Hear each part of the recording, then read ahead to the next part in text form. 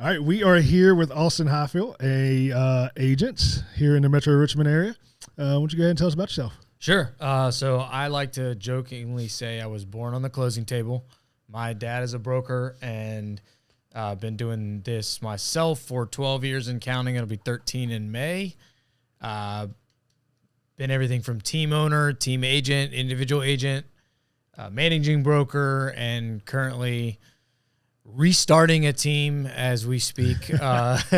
Plan to ride solo for a little bit, but my brain tends to move faster than my heart anyways. So sure, we'll see what that amounts to now. But so currently running Eden Properties is the brand with Real Brokerage. Nice. You didn't learn your lesson about having people the first time? No, I didn't. I didn't learn my lesson the first time. We definitely been through a lot of hiring and a lot of both firing, resigning, leaving for their own reasons, both good and bad. I like to think I got a PhD in a matter of 4 years, I guess, the amount of time it takes. So that's right. Yeah, that's right. With that first experience, but I at least once a week I tell my guys I'm okay firing everybody and going back to being by myself. Oh yeah, well I'll never forget. This was probably 2021, I guess, because it would have been after the pandemic when we first started coming back together. But I remember it was still not social distancing, but some people had masks on and that sort of thing. But it was one of the first in-person trainings we did back at Keller Williams, and it was they call it career visioning, but it's hiring, firing, how to build a team and scaling. And you've been a part of that world. But it was funny because I came out of that 2-day training multiple times saying, I just want to fire everybody and start over. And then here we are 3 odd years later. And I didn't have to fire everybody, but we are starting over. So it's kind of unique. But Yeah. So what's your driving force? Like, what's your vision for your team that you want to build? Knowing the experience that you have now going, again, solo agent, team agent, going from Keller Williams to different brokerages. Now you're at Real, which is, virtual, right? Latest and greatest.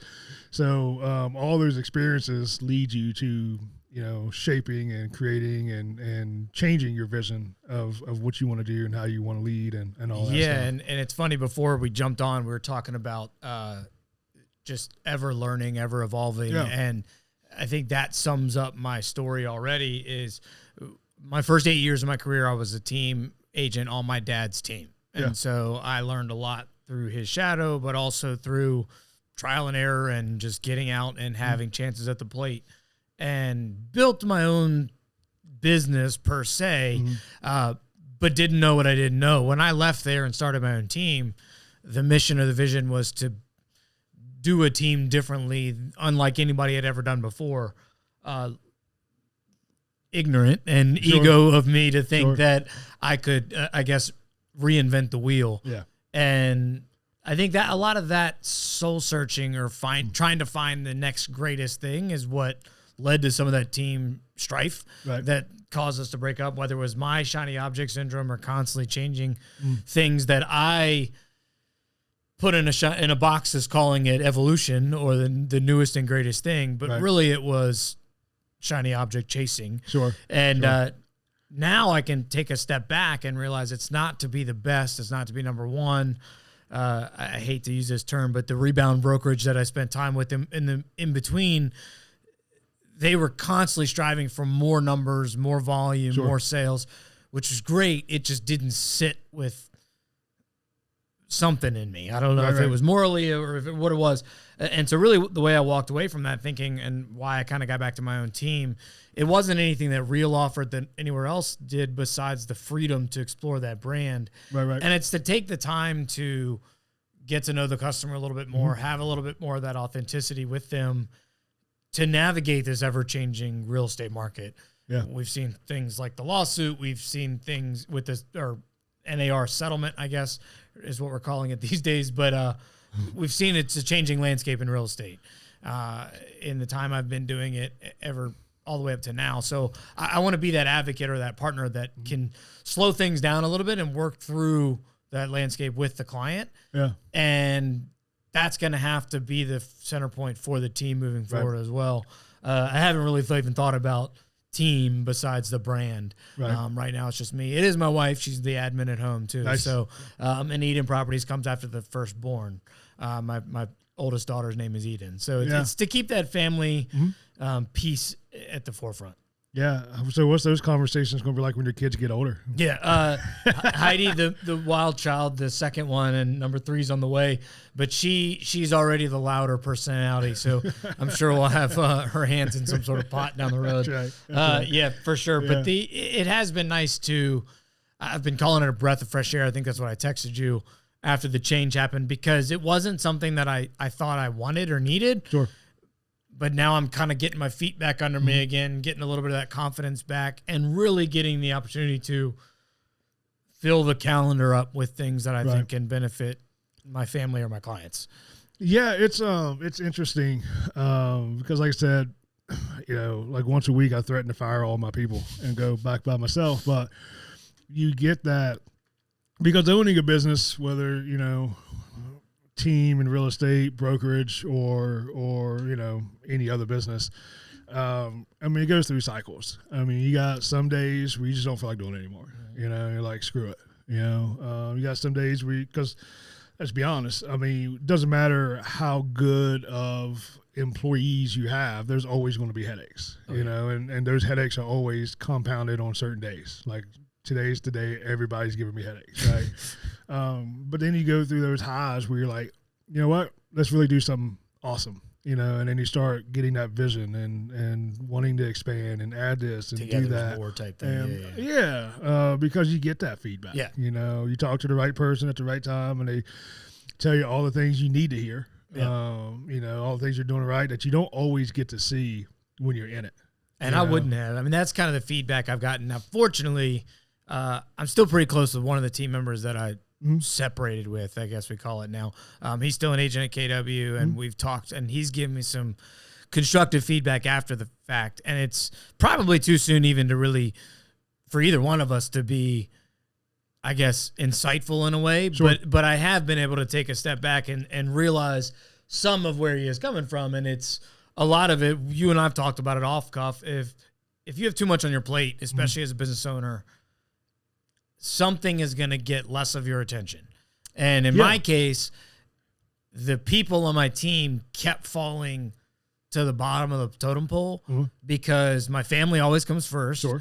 And then I had things that were my own personal responsibilities that came second. Then I had clients that I was trying to get in there.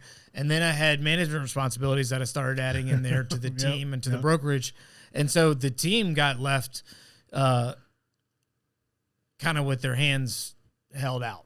And it wasn't that they needed me, but at times when they did, I might have been unavailable. Yeah. And so now I've realized where that, not necessarily where that line is, but those areas that got stretched too thin, it's almost caused anxiety the other standpoint now, because I'm sitting around going, why do I feel like I have empty hands or empty time on my hands? Should be doing something else. But it's because that high-strung, high-D personality type wants to just always be chasing something. Yeah. Yeah, and it's funny because I had a conversation this morning with an agent, and he was like, because I said I got 1 to 2 guys out. They kind of overlap between this week and next week. I had an office day last week to do all the things I need to do because I know that this week and next week, there's just not going to be any time, right? Because I'm on the schedule. And which is the only thing that keeps me from firing everybody because, all these inspections. Like, I don't want to do these anymore. But, he asked the question, like, well, if you're not doing inspections, like, are you doing anything? Yeah. And I was like, yeah. I said, it's becoming increasingly hard to actually do inspections because I'll spend an hour after the inspection responding to all the phone calls, text messages, and emails that happen in that 3-hour window. And then it comes to, I don't want to do business stuff at 8:00 at night anymore. Like, I just don't, right? 2 kids, wife who's in real estate. Well, and your business side of your attention to those details isn't going to be worth a damn, for lack of a better word, either. And that was what I was getting to the point with the team was I'd be giving them an hour a week, but even the hour of the week was mailed in. And so it's like, what are you doing if you're giving us an hour a week, but but your hour is taking us to coffee yeah, and talking about your listings. Yeah. How is that benefiting us? Yeah. Or talking about ways that we should be doing more when we don't see you, kind of thing. Yeah. Yeah. So yeah, having that conversation, like, yeah, I mean, it's you're running a business. Yeah. And you have to figure out, you got all your different cups as the analogy. That's the word. Analogy. Yeah, one of those goes, but there's only so much water to pour in the cups. Yeah. And you got to figure out which cups are going to get the water that day. Yeah. Because like I said, if all I'm doing is doing inspections, then one, I'm taking inspections away from the other guys. Yeah. Right. And two, I'm not out there trying to build get more inspections for them. Right. And that's what I spend most of my days now doing, is out there doing the marketing, the networking, the socials. Well, and the cool thing is it's the stuff you enjoy anyway. Right. So, right. which is why the business is growing. Yeah. And I get all the time, this is the downside because everybody wants the owner, right? Yeah. I'll get the phone call, like, call the office. Right. Well, I want to call you. Yeah. I pay an office staff for a reason. Right. They're trained to answer these kind of questions. How do I get you as an inspector? Yeah. You don't. Yeah. Right. Like, I mean, you can try. You can text me. Yeah. But there's a high probability, like, I'm booked. Yeah. I do a couple a week. Yeah. And then the rest of the time is business stuff. Yeah. Because, again, and it still happens, but I don't want it to happen every Saturday. I I got to do, email newsletters, and I got to put this together, or I got to go do that. I just don't, just kind of, trying to take back that time because again, you learn real quick, once you have more than one child, how fast that time goes. Oh yeah. Right? Yeah. And it's like, man, I don't want to miss that anymore. Yeah. Right. Like, I screwed up with the first child. Like, I missed all these things with the first child. Oh yeah. Sorry, oops. Yeah. But I'm not doing that with the second and third child. Well, and I'm third child for you. I ain't having three. Yeah, right. I mean, either wait. No, we almost had a unique experience too, because we took the first 12 months of the pandemic very seriously, because that was Eden's first 8 months of her life. Right. And so we were home. I was home. Yeah. And fortunately and unfortunately, I was able to work a lot remotely. But it's interesting that part of why I restarted the brand Eden Properties was because I wanted to get, now that I've seen the full circle coming from the team that tried and failed, I like the idea of having the brand that then you can train your people to hold a certain level of standard or level of care. Right. It's like what we were talking about off air. There's a process, and there's a process for a reason. Yep. You don't get to discredit the process, no matter who you are, myself included.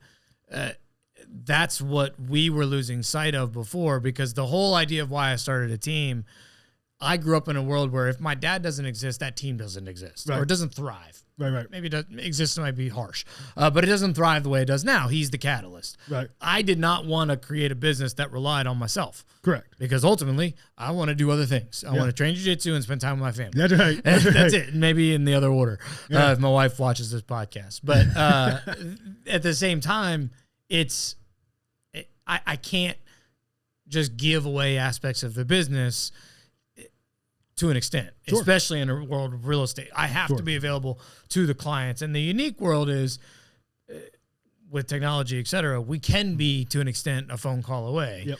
And that's what I like that you have done, is you can just reach out to you if need be. Like you said, you have a couple of those inspections on the radar. The other time that's left available is so you can do things like this, or also chat and catch up and answer those problems or question areas that might be answered, which I think is really cool. Yep. And I didn't have any of that flex space. Right. It was cram. And I think as a business owner, if you can learn to sit with silence and with feedback time, that's where the growth can happen too. Yeah. It's cheesy, but absolutely. Yeah. Yeah. And it's really interesting. All business lessons are hard lessons to learn, right? Mostly expensive. Too. Yeah, they are. They truly are. So when you're going down the rabbit hole of learning and stuff like that, but that one of the, and I'm gonna go on like 3 different train tracks here, but that was like the catalyst of naming the company for me what I named it. Yeah, because I could have been Sid's Home Inspection. Right. I didn't want to create a brand that was relying on me. Yep. You know, I wanted to be able to say, hey, whether I'm done, you know, or when I'm done, I just pass it off and the brand stands, right? And that's so important because like we talked about before was everybody wants the owner, right? Everybody wants that contact to the owner. But trying to create something to where, hey, I really want Austin to be my agent. Well, hey, but I got 3 amazing agents on my team. Like, you still have access to me. You still have all the questions. I'm still guiding them on how to handle They're extensions of me instead of right. You know, but I've got to focus on building the business. Right. You know, because real estate is time consuming. Oh yeah. You know, so well, and I selfishly say this, but it's my dad and I actually talked about this at length too over the weekend when we were with family time, and it was I consider it my superpower that I grew up in the business. I've always been one of those, for whatever reason, able to retain information pretty easily, listening and visually, but also like in class, et cetera, hearing lectures, I could just listen to it and retain that information pretty easily, especially if it was a topic I was interested in. I originally got into real estate because I thought it was a way I could make money easily. Sure. I knew I was going to go into sales of some sort. Really, I wanted to coach down the road. So I was like, I got to find something I can master. Right. And I came out of college. It was senior year of college, realizing I've already been in real estate for 3 or 4 years. Why not just stick with what I've been doing? Now, I was operating on the marketing and the admin side for the first couple of years, so I hadn't really thought about the sales side. But I got into it because I was like, oh, I can make money, and I got a jump start because I know a lot more through Dad. Now I've realized, I can keep that head start if I just continue to stay an avid learner. Right. One of those things that I've realized with the companies that do have a forward thinking or a way out is they do have that branding piece that they can step away from. It's not tied to themselves. But really where I was going with all that, again, couple train tracks, like you said, I got into it for the money, but I stayed into it because I started meeting these people and I started realizing like, all right. And I've almost left real estate a couple of times, probably similar to your conversations with like firing people. As an individual agent, that's all I really could do is just like it's a team owner. I mean, everybody is ultimately responsible for themselves. Sure. But I don't know what else I could do as far as the level of flexibility that real estate or being a business owner provides. Sure. But at the same time, it's I find myself having to constantly ask questions, learn, try to challenge myself and find different, and be okay with that. I mean, that's I think the most frustrating part. I thought it was a superpower, and now I'm like, damn it, I was wrong again. And that was something I never thought I'd see. Or that was this, that, and the other. I do blame myself for the team breaking up. I don't blame any one person more than the other. I do accept the responsibility. The cool thing is, though, is now I can look back on it and go, here's what I'm not going to do this time. Sure. Here's what I'm not going to hire. I'm not going to let that thing happen. So it's kind of a unique perspective to be sitting in this seat, and it's only been 12 months, I guess. Right. Maybe, probably 12 months just about. It was like March, April last year. Okay. When we kind of started having the first conversations. Now they happen domino effect. Sure. As they rightly should. When lead agent 1 leaves and then admin leaves, kind of lead agent 2 is going, what are we doing? Yeah. But it's like the inspection thing you said. When you have a delegated responsibility criteria, or the way the team was set up, everybody kind of had their own avenue of what they were operating on. But when it didn't happen in the area it was supposed to, it fell back on my plate. Right. So if it was an admin activity, if that admin didn't do it to the level it was supposed to be done, it came back onto my plate. Just like if you miss if an inspector's out, it comes back on your plate. Yeah. When I started having people leave the team, some of that stuff came back on my plate. But what I really realized was there was a lot of holes in the processes. And we were all kind of operating a little bit differently of this system. Right. And then Agent A had a hybrid version. Agent B had their own version. Yeah. And that's the stuff that I think ultimately cracks the culture, or it does, leads to people splitting. Yeah. We've had that conversation quite a bit at our team meetings and whatnot. And, there's just a way that I want things to be done. Right. And I go back and I've only seen the movie once, but there's just a scene that sticks with you, and that's the Gridiron Gang with The Rock, right? Dwayne Johnson. And he says, your way got you here. Right? Oh, yeah. We're going to do things my way. Yeah. And it's the same thing. Like, hey, there's a lot of ways you can do this. Yeah. My has been pretty successful. Right. Right. I'm not saying we're not open to ideas. Yeah. But we're going to do things a certain way because my way has worked. Yeah. Right. Oh, I like the way you said that, though, because I was just talking to a friend of mine the other day. Actually, it was the third agent. I try not to use names just for sake of their own sake. He was the one that I'm still kind of friends with. He's really doing his own thing, and he's a full-time dual agent or dual career. So he's got a full-time job elsewhere. He's a mechanic. Real estate's his ultimate goal. Sure. But I completely understood his take was like he needed every dollar he could get out of each check to try to leave UPS. So I get that. So we still chat every now and then. But one of the things that he and I talk about all the time is he constantly reminds me, man, there's a lot of SHIT that went on that he didn't realize as a team agent. Right. And so I kick myself because I'm like, maybe I should have been more transparent about that kind of stuff, like the headaches that you deal with as a business owner. But at the same time, it's like you were saying, you're in the seat as an owner for a certain reason. You handle those responsibilities. Yeah. That's part of why I'm not doing as many of the showings or the inspections in your shoes, because I'm dealing with some of this stuff. Yeah. But what we were really talking about was he was like, where do you get your leads from? Where do you do this? Where do you do that? And I was like, a lot of what I do now it's not mine. It's I got done with trying to reinvent the wheel. Right. I started picking up a few books that are very commonly read, and I started doing the tried and true method. Yeah. I was like, I try to form relationships and be there when they need a real estate transaction. Yeah. Whether it's buying, selling, investing, any of those type of things. And if I don't service whatever they might need in or around the house, I want to point them to the person that does. Right. And so that's where it comes to building the list of providers, which is still that relationship forming. Yeah. So all I really want to be doing is forming relationships with people and then staying in touch with them. Yeah. And that's why I stayed in the business. Yeah. And so when I told him that, I was like, I know it sounds cheesy. The problem is people don't like doing it because it's slow. Right. You can't speed it up. Right. Whereas online leads or buying leads or even what they call low-hanging fruit, which would be like open houses or estate leads, whatever. I don't want to go all day on that type of stuff. But those type of sources, which albeit are good, they're subjective to certain things that is oftentimes $1 spent or a follow-up program like a Chase dialing for dollars type program, which is capped. I mean, there's a limited ability, whether it's money or the actual ability to dial. Well, and that's the difference between, like I said, I mean, people go to Chick-fil-A because it's Chick-fil-A, right? Right. Nobody knows the person taking your order's name. No.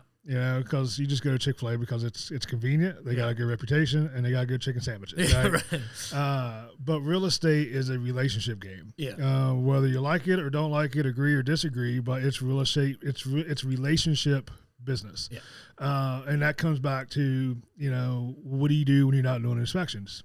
I have to tend to those relationships. Yeah.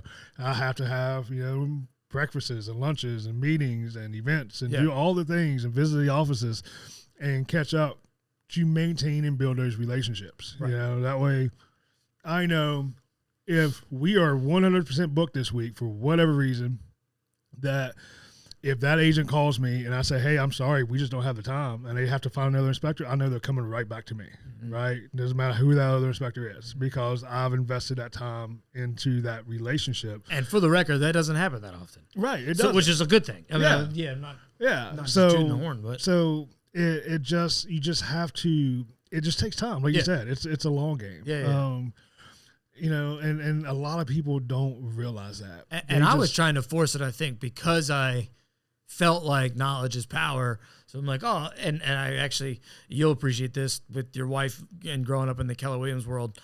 They have their 7 levels of team, right? And once I understood each level from a conceptual level, pun intended, I I felt like we should be at level 5, and the team was probably a level 3. Right. And so I'm forcing everybody and dragging everybody along, and we performed as level 4. Right. And so it's like, now ultimately everybody burned out for the wrong reasons. And so if I had been willing to take a step back and maybe operated at a 2 and been a little almost like a snail's pace, right, and allowed some of those rock stars that I did have on the team to continue to perform in their role and grow the role at the pace that it should have grown, who knows where we could have been. Now, at the same time, I wouldn't have learned the lessons I learned. So I'm not sure. There's a little bit of catch-22 there. But I am excited to kind of see what moves forward, knowing that I can be a little bit more guided on that throttle. And that's probably one of the hardest and more difficult, whatever, lessons to learn as a business owner. Oh, it's just patience. Yeah. Oh, exactly. Yeah. Nothing happens overnight. And I attribute that to a good mentor. I mean, because like I said, some days you wake up like, man, I need 10 inspectors. Let's go, put everybody else out of business and just take over. And and then you get humbled real quick. You're like, yeah, we ain't ready for that, right? Well, and I think that's what, I mean, we train jiu-jitsu. We both, I relate almost all my conversations back to it. It does humble me. It does help me with that. It also has made me realize that there's always going to be somebody that's going to come along and do something that's out of your control to be better than you. Yeah, 100%. And that's where I finally realized that, like, I don't have to be number one. I have to be number one to my people. And it's a little bit different than of a conversation there. And it was a total mindset shift for me because I realized, like, oh, I can beat number one. It just is to my 50, 60, 100, 200, whatever number of people that I can create that list. And that's the game I get to play with myself is like, go grow that number. Don't go try to be number one on something that you have no control over because there's always going to be bigger teams, people spending more money, people having builder connections or investors or whatever reason XYZ comes to. And also, I don't think that I've talked about this with other agents that grow other teams. I think there's a happiness factor there too. There's a reason why owning a small business, I guess, used to be the American dream. I don't know if we can still say it is, but it's the small business for a reason. It's that local aspect of it. And in real estate, in our world, there's a lot of mega teams building, and it's easy to fall into that transaction trap. Well, there's when there's a lot of people, and with almost every business outside of like restaurants because they're different. They're not real, right? When you're by yourself, right, you make all the money, and then you're like, all right, well, I'm really busy. I need help, right? Because I'm getting burnt out. So you hire somebody. Well, then you hire one person, two people, three people, whatever it is, and obviously you're like, well, I'm not making any money anymore. Right. Where'd all my money go? Right. Because it costs money to start expanding. Yeah. And then there's a threshold. We go, right through that threshold. Right. And like, okay, now I have 5, 6, 7, 8, 10 people. Now I'm making all the money again. Right. And I think that's just where people get, right? It's kind of like having kids, like one kid, cool, 2 kids, a lot, 3 kids, like, what are we doing? But the rumor that I've heard is anything after 3, there's not really much different, right? I heard a funny post. Right? It said 1 feels like 1, 2 feels like 5, 3 feels like 9, 4 feels like, what are you doing? Yeah. And I was like, that's pretty accurate. Yeah. So you just, and I think that's where a lot of people just get like, well, you know what? I mean, what's the difference between 10 agents and 15 agents? Yeah. Yeah, nothing really. Well, right? And I think that dials down to the systems and the processes in place. Yeah. And it's a lot easier to train to a system or to train 2 steps. And that's something that we found out, and maybe that's probably the best illustration of that level 5-3 comment I was making before is up here I knew all the systems we had in place, and I knew all the systems. Half of them were documented. Right. And so it kept coming back to I was the trainee doing the teaching. And so, or the trainer training the trainee with everything on all these steps. Yeah. While trying to create the process at the same time or document them at least.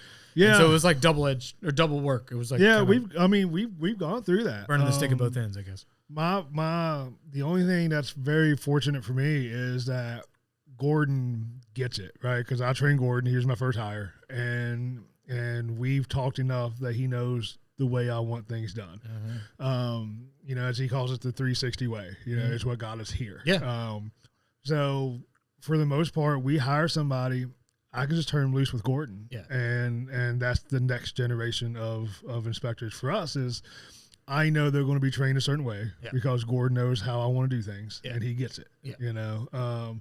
That's cool. And because same thing, like as we're hiring people, because when you have a couple people, like it's okay, you know, I mean, everything's in my head, right? HR's in my head, policies are in my head, you know, how we're going to do things are in my head. But as you start expanding, like you said, well, maybe I need to put this on paper somewhere, and start actually writing this stuff out, because, you know, Gordon's not going to be here forever.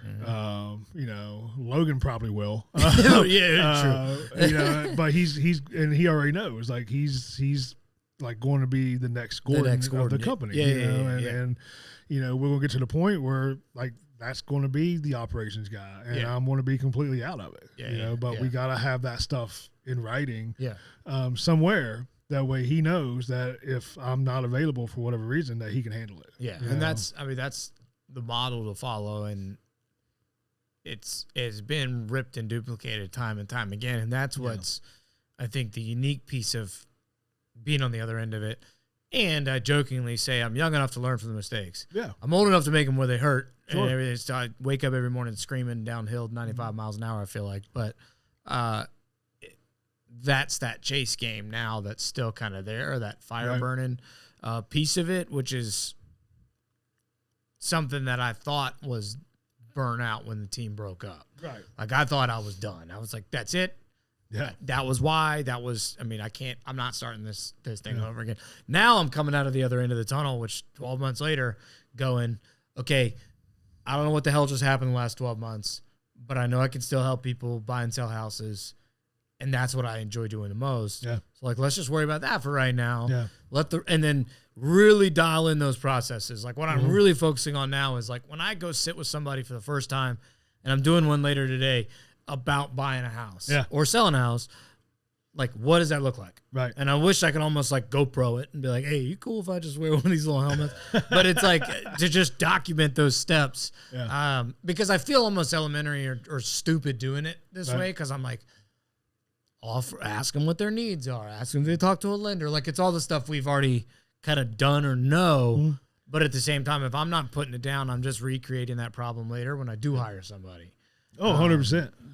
And a lot of what I've learned is it's a lot easier to hire or to train from nothing than if you're trying to kind of recreate habits or when old habits. You know, we merged with MPI, and you know, Ricky put in his notice, who was Courtney before Courtney, and you know, it was like, well, okay, what do I do? You know, and then you know, hired Courtney with like a day left before Ricky was done, and training her. And then I don't know what was, like a month later, 2 months later, Sarah, who was in college. I mean, it's not like it was a shock. She, you know, she did the office stuff. She put in her notice. She's like, hey, you know, get my big girl job. You know? And then it's like, all right, well, now we got to train somebody else. You know, and, you know, again, how I did it versus how MPI, and this happened in a very small window. You know, like I merged with MPI in November, and this is like the first part of the following year, you know, first quarter. You know, a lot of stuff we're just trying to figure out on the fly how all this stuff is supposed to look. You know, because I went from by myself to Gordon to 7 people, almost overnight. And we're trying to figure out how do we want this stuff to be done? You know, how are we going to schedule? You know, new systems, do this, do that. New people who's never even been in real estate. And how do we do all this stuff and not look like idiots when someone calls? You know, good luck. Right. You know, but as I often say, you know, just you know, we'll figure it out as we go. And I think that's been I oftentimes, and there's a quote, I'm sure, to what I'm trying to say that'll make it make more sense. I think people's opinions of what we say or do are oftentimes louder in our own heads. 100%. Like I think and I'm very victim of this. Like I think what I'm saying or doing has a much greater impact than it probably actually does, especially on a day-to-day basis.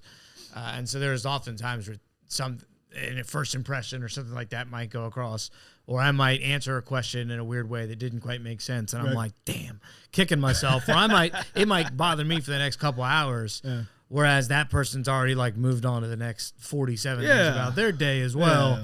Yeah. And so I kind of laughed at what you were saying, where like you have to fail forward. You have to try or figure it out as you're going along. Yeah.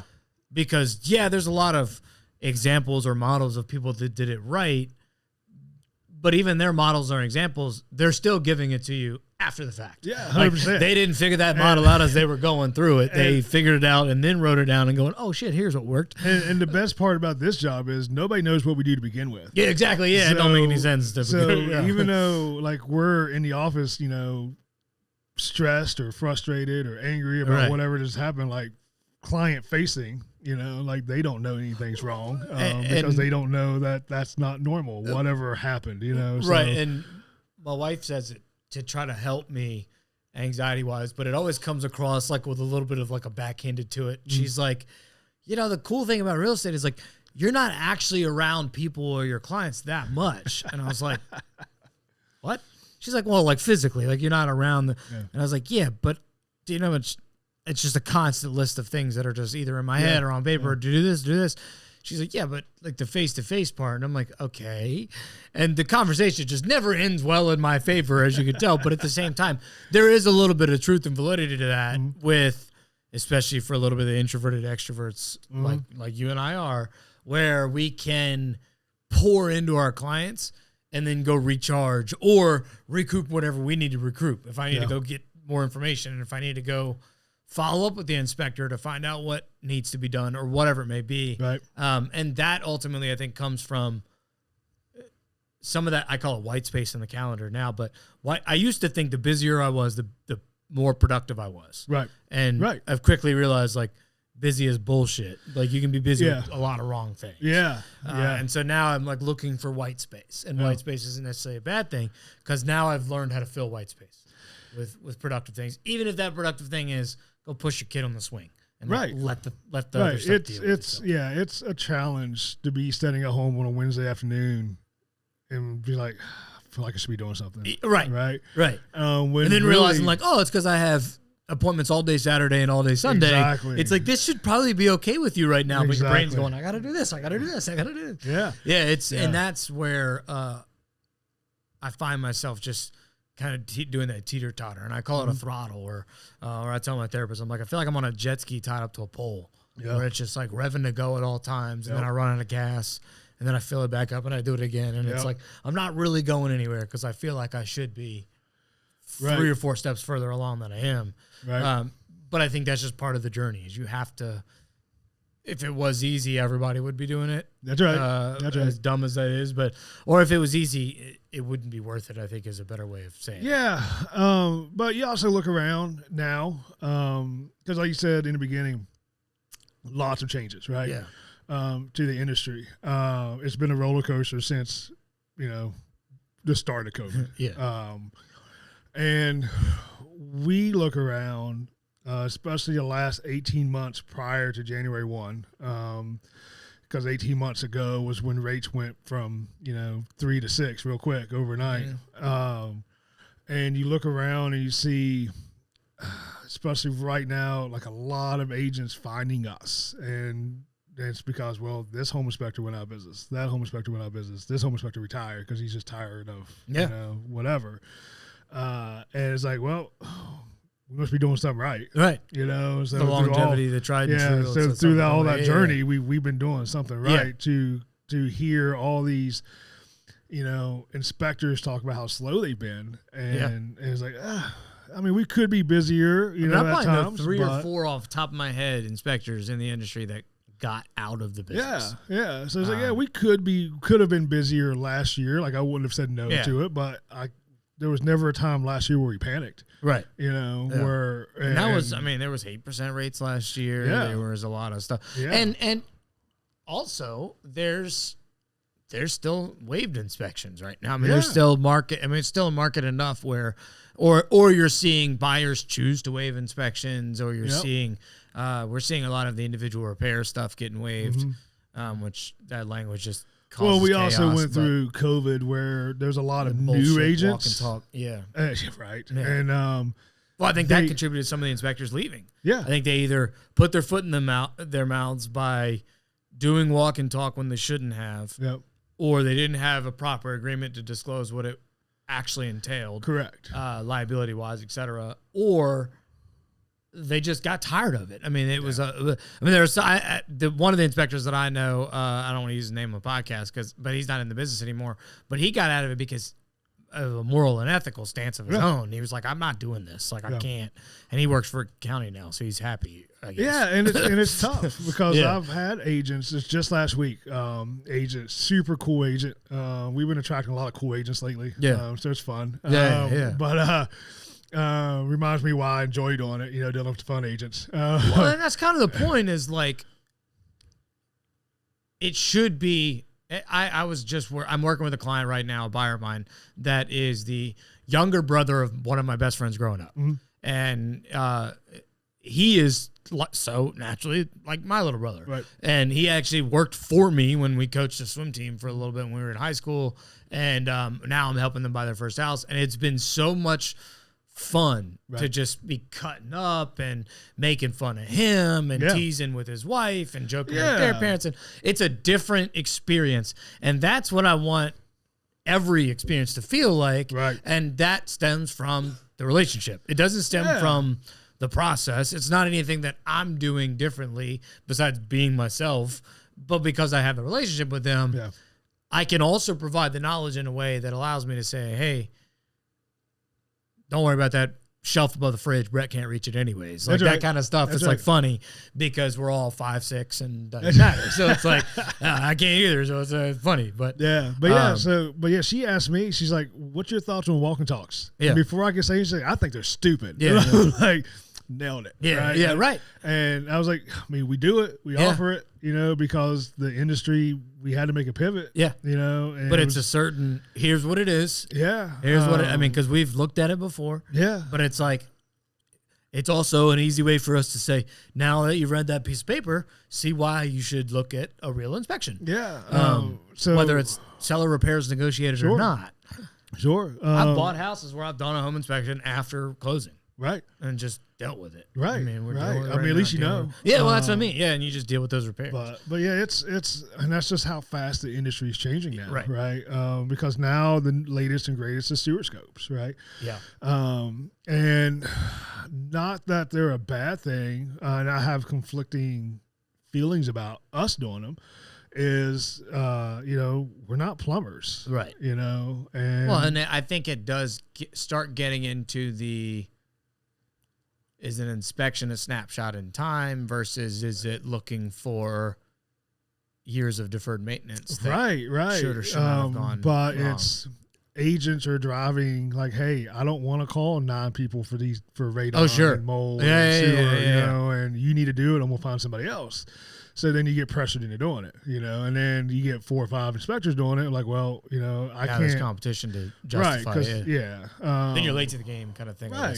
So, going back to just the evolving of the industries and how things go, kind of forces you into, I mean, sure, the extra money's great, but, that $6,000 camera is not great. Well, that's what I was going to say next is I think there's a cost to everything. And it's also, we were talking about it before we jumped on, there's a time cost to inspections that I think is the hardest pain point for most agents. Yeah. I mean, they're 3 hours. Yeah. Good. Normal inspection is 3 hours long. If it's a big house, it's obviously going to be much longer, but average size house, 3 hours and under. So if you start adding these additional services or even take something like radon, which isn't a long thing, but it requires pickup. You have to so now it's a second trip back. So now you're starting adding these additional services, and then the first person to complain is the one that's getting hit with, or not complain, maybe that's not the right word. There has to be a cost balance to this equation. I guess where I was going with all this. Whereas if we're adding these additional things, somebody's got to pay for it somewhere. And it's either going to be paid for in time, money, or both. And ultimately we're trying to protect the buyer and their investment. And that's to kind of put a nice shiny bow on all of it is where I think it boils down to having those people in your corner. Yeah. It's like, look, we provide these services. Here's what we can do for you. More importantly, if you are concerned about something in particular, whether it's before, during, or after the inspection, let's chat about it because the sewer scopes is something that's newer to the list of services. Radon is something that I've been doing this a while. We talked about it. Radon was not commonly asked for in the early 2000s. Right. It just wasn't. Right. Nobody did radon inspections. First of all, the inspection itself was kind of expensive, but nobody did it. Yep. And they just didn't see problems with it. Right. And so when all of a sudden buyers started asking for radon, as agents, as inspectors, et cetera, you have to be adverse or well equipped to know what that means or what that could look like. Yeah, and the frustrating part is, like a lot of stuff just isn't profitable for an inspection company to do. Oh no, it can't like be. Radon isn't. Like one of the more well-known companies around here for home inspections, they have a pretty robust radon department, and he's even said like, I can't make money off this. For the price point that is common around here versus what you have to do for reporting requirements, calibrations, 1 monitor, 2 monitors, 3 monitors, all that stuff, the cost of the monitors, the software. I was talking to our professional photographer about the same thing. Yeah, same exact concept. Yeah, it's just 3D cameras and video tours and all that stuff. He's like, it's one thing if an agent's doing cell phone photos, but I've even seen agents like buy the high dollar cameras and buy the this and buy, and I'm like, first of all, that's an expense in and of itself. Yeah. Now you have to know how to use that camera, and you're still taking time away from what you should be doing, which is learning how to take care of one of my guys asked about 360 cameras a couple weeks ago, our last meeting, whatever it was, and I was like, no. Yeah. And like, but it'd be cool. It takes more time. Yeah. We're adding time to on site. Yeah. And that's an expensive expense. Oh yeah, right? Yeah. For something no one cares about. Like it doesn't move the needle for us. No. You're gonna start shooting listing photos. Yeah, maybe. Like drones, thermal, the robot. It's 50% marketing, 50% useful tool, and it can get us business. Yep. As a 360 camera, nobody cares. No, right? Just for the price that you're going to pay for a good one.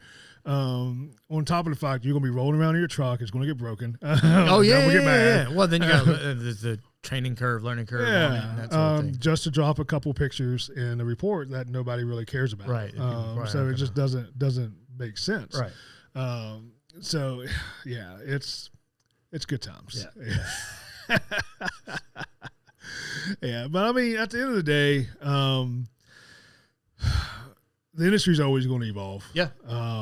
You just got to figure out a way to make it work for you. Be authentic kind of through the change of it. Yeah. Willing to embrace the change, I guess, but also stay true to. You do, because we get the phone call like, hey, how much do you charge for a walk and talk? Yeah. I tell them our price. That's an awful lot. And my response typically is gas is $3.50 a gallon. I mean, yeah, right. Everything's a lot right now. Sorry. I mean, like I get it, but it makes no sense for me to do, whether 30 to 60 minute one-way trip. Almost. That's a fawn. We're fawning. But do all this stuff, the gas, the insurance, I got to pay my guys, all the stuff that it costs. Like it doesn't make any sense to do it for less than this. And actually it really needs to be more because again, we're taking up inspection time and slots to do this stuff. Time you're not doing cost of whatever you're not doing. Because like you said, there's a cost associated with your time. Right. And as agents, you got to figure out, 3-hour inspections and all, and all these other things that take up your time. We got to do the same thing. Yeah. And I had someone say, hey, how much do you charge for a reinspection? I said, we do a flat fee of this. That's a lot. I was hoping you could do it less for less than 100. Yeah. I was like, man, like that's 90 minutes to 2 hours round trip. It's 45 minutes on site. Like you're not even covering gas. Yeah. He's like, well, you don't need to do a report. I was like, but I do. Yeah. Like I have to. Like that's my insurance company requires it. My attorney highly recommends it. So all this stuff factors in. Like I know you're paying $100 for me to go do this, but I'm literally working for free on my end. Right. It doesn't even cover my cost to pay myself to do this. Right. And I mean, the guy was like, he was super understanding. He was like, completely get it. Well, and I think we can kind of cap this here as maybe launch into the next time we can do one of these, because more information will be out on that too. Yeah. Obviously there's NAR settlement stuff, crazy stuff going on, but I think a good conversation point for another, and we can bring guests in too if we want, is this: you have to set a level of service or a standards level of service that you're going to provide, and you have to set a cost associated with that service. Yeah. If you charge 2%, 3%, 12%, 1%, whatever your commission is, set a level of expectation, a level of service, the value you're going to provide for that commission, and get really good at that value speech, and you won't have any problems. 100%. And you got to make sure that your cost, your price point, is what you're worth. Absolutely. And what pays your bills, right? Yeah. Make it enough for you. Don't discount yourself, but also make it competitive with the industry, et cetera.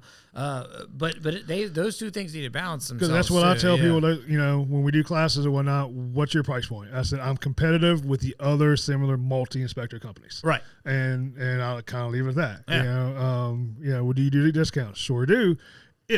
What if I just need a discount? Yeah. Well, my prices are set so to keep my inspectors happy and pay my bills. Yeah. If I give everybody a discount, bills ain't getting paid. Well, and then you're breaking the process. It's like we said in the very beginning, is the 360 way got you here. Yeah. There's plenty of Google reviews, et cetera, to prove that there are a lot of happy people out there. Right. And we want to keep making more happy clients like that. So we're going to keep doing that process and not try to change it up. So. Yeah. Well, I appreciate you coming in, man. Yeah, this was awesome. That went by fast. Yeah, it did. I kept glancing at the clock once it froze. I was like, did I break it? Yeah, you broke it. Yeah. So, any closing thoughts? I don't think so. No, we got to do more of these. Yeah. Go Spurs. They play at 3:15 today. It's like on my jersey. I hear you, man. Well, we'll do it again. Yeah. Awesome. Thanks, man. Thank you.